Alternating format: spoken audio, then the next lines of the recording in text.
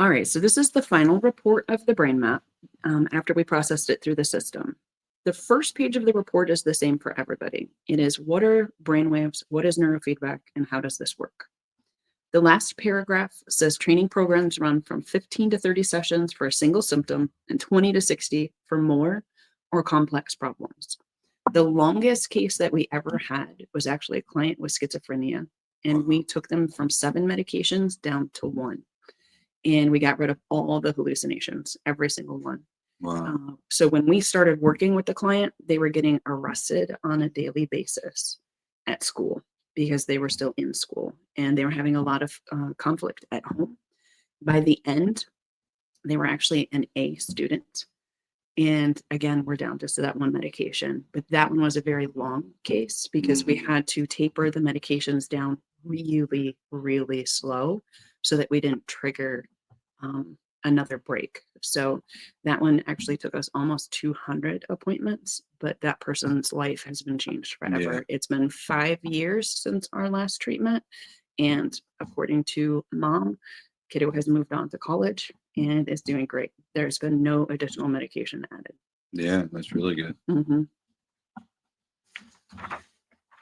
All right, so on this page, the very top part here, this is not your actual brain, it's all brains. And it's just letting us know each of the different regions of the brain and then what they're responsible for. So it's essentially your map key.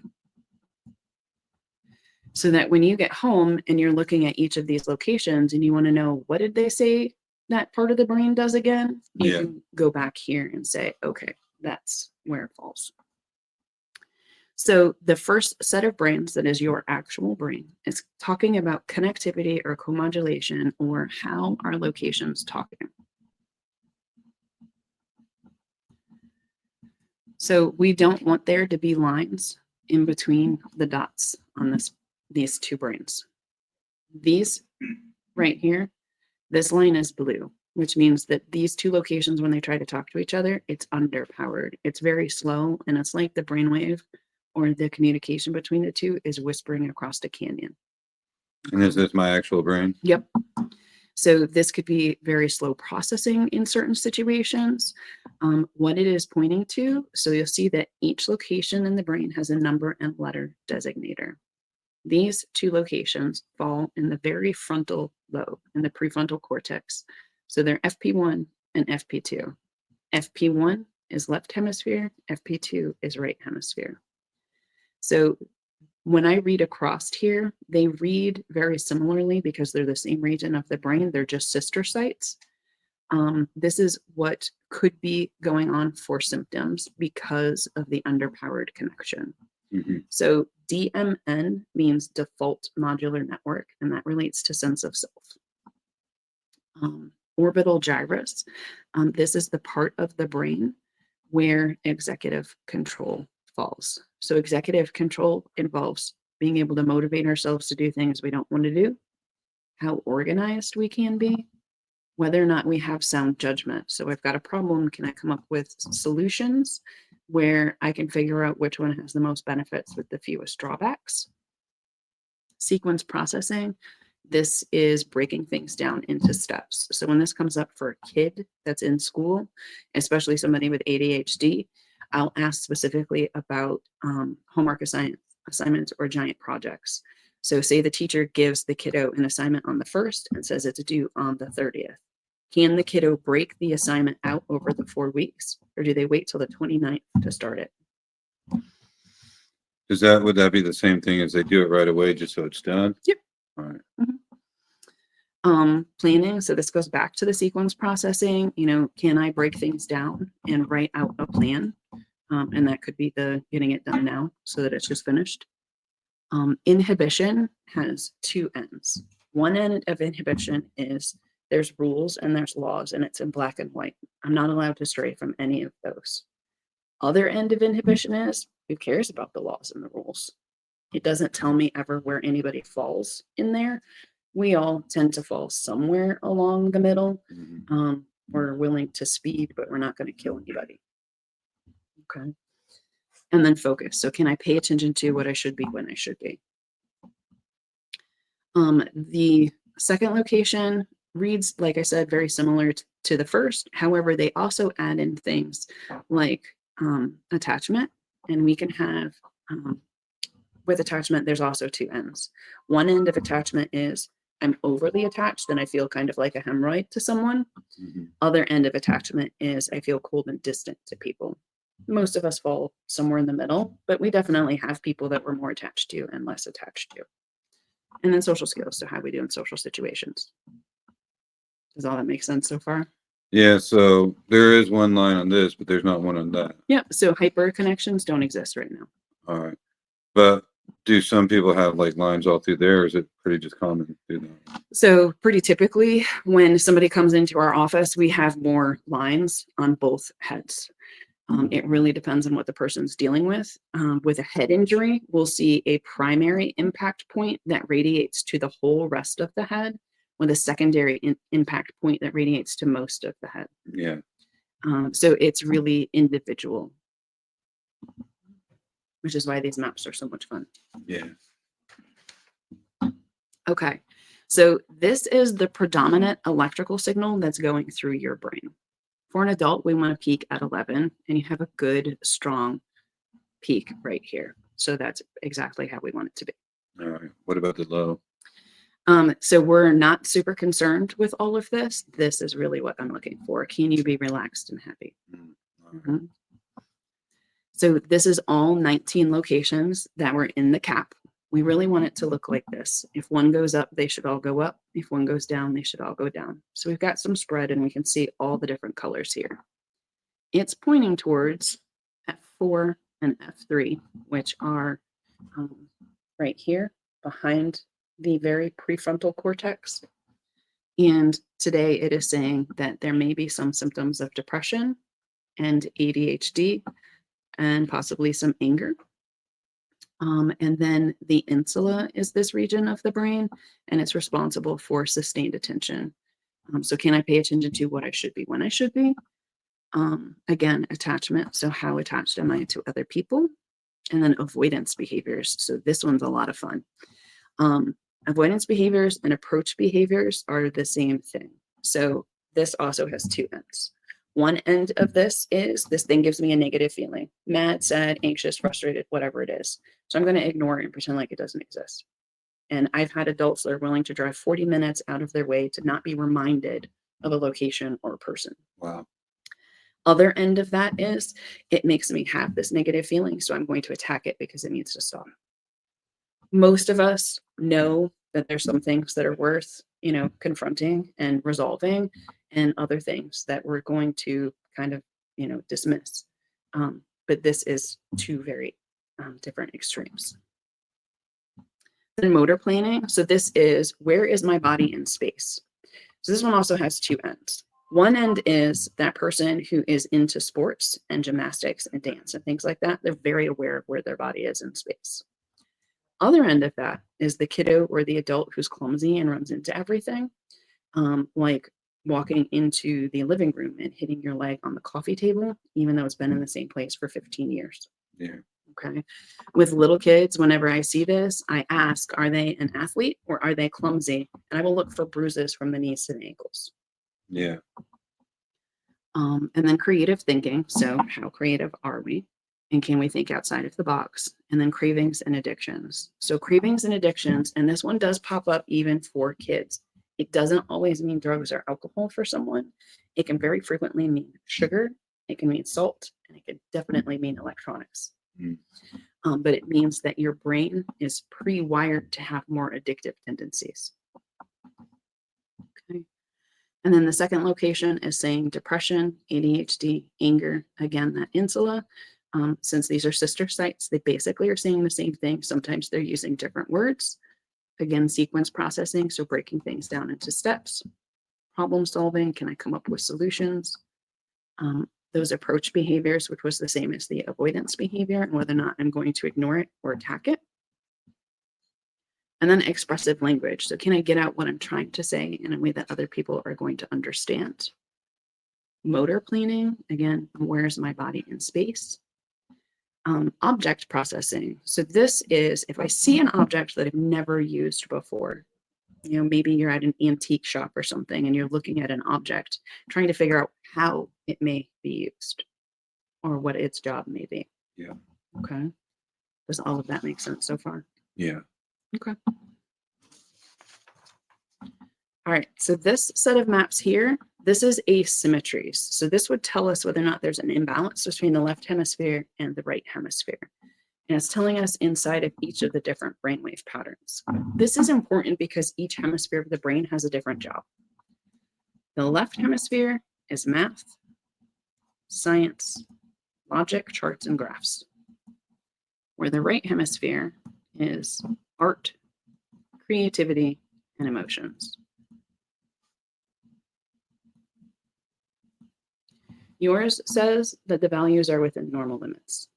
Now, if I was working with somebody who had a PTSD type diagnosis, I would expect that there's overactivity in the right hemisphere Yeah. versus the left hemisphere. Because when they are triggered by an emotion, the right hemisphere is fully on board and the left hemisphere shuts down and stops talking. This set of maps here is every time we asked you to move your eyes and your brain had to refocus, it lets us know how each of the brainwave patterns were working with each other.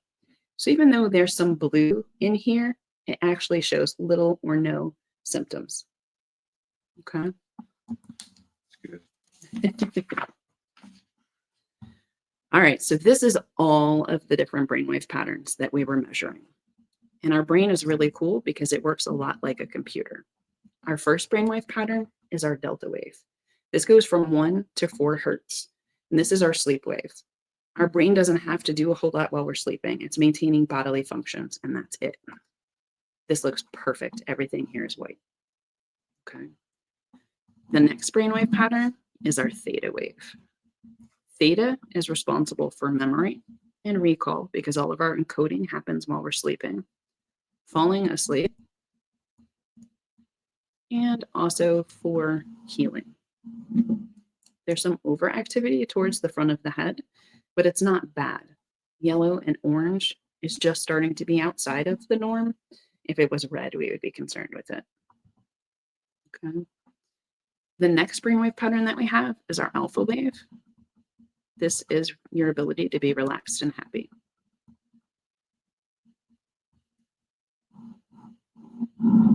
These are all white. That's perfect. Beta is the next brainwave pattern.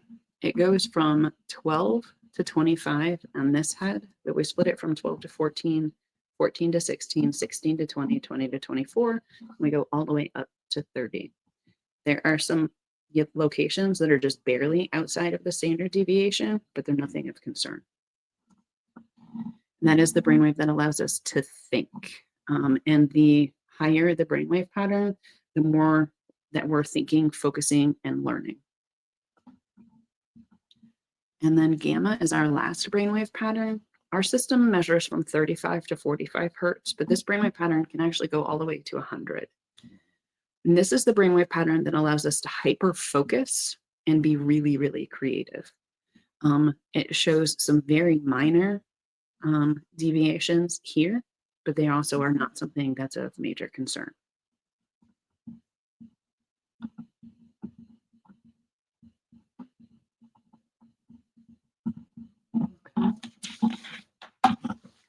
Then this page here is repeating the first set of heads with the connectivity or co-modulation, but it does it across each of the different brainwave patterns. See how there's a lot more lines here inside of theta, but it pulled the most important locations forward.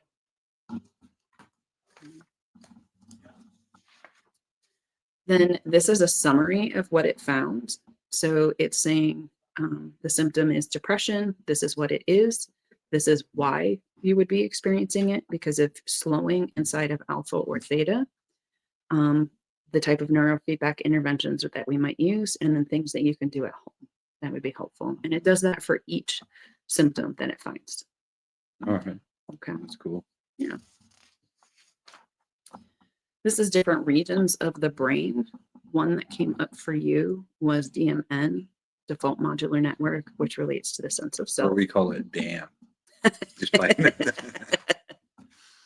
This page is actually blank. This is that extra system that would give me a 3D brain to play with, but I don't have that. It doesn't give us any additional $20,000. You gotta information. get that 20,000.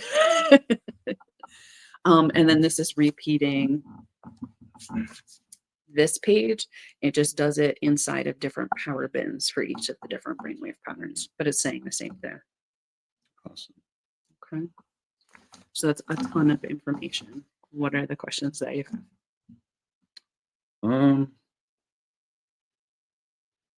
I guess like what do I need to do to improve the areas that are, I guess, that need improvement or work? So what are the areas that need improvement for you at work? What that was in the report was accurate and touched something you're experiencing? This is the thing I always find with myself is like sometimes I do stuff like this and it's like, well, like kind of an introvert extrovert, right? So sometimes it is like one thing, but then it's not like ever like really extreme. It's just Mhm. like sometimes it's a little bit of this and then other times it's like all good. So it's like hard to tell like, all right, which one is it? Because Mhm. sometimes it's just like maybe a season or a day or something So- activity that went on or something. The So way that your brain map is reading, I wouldn't even recommend neurofeedback for you. There's nothing that's a glaring thing that you need to work on. I'd maybe do more meditation at home and see if you could help correct the few things that you may be experiencing. yeah, that's good. I've been trying to do more gratitude and meditate on that lately. So that's a good feedback for what I was already feeling like I want to do. So it's Yep. good. But yeah, sometimes I'm just like try to be more just like this in life, Mhm. not necessarily like any major highs or lows. You know, when something's good, it's like, all right, well, that's awesome. It's good right now. But Mhm. it's not like I'm expecting the bad or anything. It's just like, I just know that that's how life is. So even when it's super bad, it's not like, all right, it's not the end of the world. It's like, Yep. we're still about here. So, Okay. but yeah, in life, I always just figure, well, take all these tests, and other people are like, oh, you have to do this thing. I'm like, well, that question, I mean, it could go either way. Today, it could be more of this or that. So, Yeah. but yeah, that's good stuff. I like how you guys could actually map what somebody's going on and then like track that too, and then Mhm. see how you can help adjust and fix. And Yep. also, it's going to show you what's like working and not working. Mhm. Because sometimes I could look at that and maybe I'm not even aware that one of those things are really the problem. Where I'm thinking because I'm self-diagnosing, saying, "Oh, it's this," Mhm. but then it could technically be one of those Oh, absolutely. other We things. get parents that come in and they tell us that their child is super duper anxious and they've got ADHD, and we do the brain map and their kid actually has sensory processing disorder. And if we can just resolve the sensory issues that they're having, then the symptoms that look like anxiety and ADHD will completely fall to the Yeah, wayside. Yep. that's cool. I like it. Yeah, and you know, I think this potentially with what we're building too, I think could be huge just Mhm. because that tracks a lot of the stuff too, the behaviors, plus it always gives you more insight. So Right. if you track more of the behaviors, you get better insight on even how this works better because like they say, oh, it's this one thing, but it may not even really be that one thing. Yep. It could be something, totally different. So Absolutely. that's awesome. That's cool. So like with Michael, if we did it for him, Mhm. I mean, there's probably a lot of things that are going on with him because he has a brain Yep. injury and then he has a lot of mental health stuff and psychosis Yep. and all that. So with him, we would expect that there's a primary impact point from the brain injury, the secondary impact point. We'd also expect that the midline is maybe not allowing communication from left to right, because whenever we have a brain injury, the singular gyrus does tend to get impacted. This is the same part of the brain that gets impacted if we have a stroke. Mm, It just stops functioning the way that it's supposed to. So, given everything that he has going on, I would expect we'd see a lot of different colors, a lot of lines in between locations. There would be more that we could work on. I wonder if just because it's hard to figure out where to start. Like even as Mhm. doctors, it's like so many things going on. What do we Right. focus on? I wonder if we could get him to do the peptides, which would help change his habits and behaviors, and then Mhm. bring him in here to actually do some of this and start trying to focus more on Absolutely. like. So the brain mapping itself, that's not covered by insurance, but what about the therapy that you give with it? So counseling one-on-one is covered, but when we do the training, that's not covered. Nothing in neuro is covered by insurance. And when they come in to do Mhm. these 20 sessions or 50 sessions, Mhm. that's not individual therapy, that's just It's tapping just of the brain or something. Yep. So what we try to do is if somebody's doing neurofeedback, we try to make sure that they are doing counseling and neurofeedback or neurofeedback and counseling back to back. So we would schedule them for the session and then either get them in with the counselor right before or right after. And none of it's even covered out of out of network, it's just no, No. no out of network, no network, nothing. So given his situation, you may actually be able to apply for a variant on that, but it's not an easy process. Yeah. Well, he also does have a lot of social workers, so maybe they could push harder because they've got him approved for a lot of stuff that Yeah. normally probably wouldn't get approved, but Yeah. No, we had a client that had it was Parkinson's and her insurance was covering it wow. because it took away like when she started neurofeedback, she actually didn't start with us. She lived in California, but she was coming to visit. So they transferred her protocols to us and we continued it. But when she started, her shaking was so bad and she couldn't take care of Oh, herself. so this helps with Parkinson's? Yeah, it can. Hmm. Mhm. I'm gonna refer my buddy Keith to you Okay. Yeah. just because his wife has it. Yeah, so it's a special type of training. It's low frequency and it's aimed towards the brainstem because things like Parkinson's, long COVID, and Lyme and Epstein-Barr actually attack the brainstem.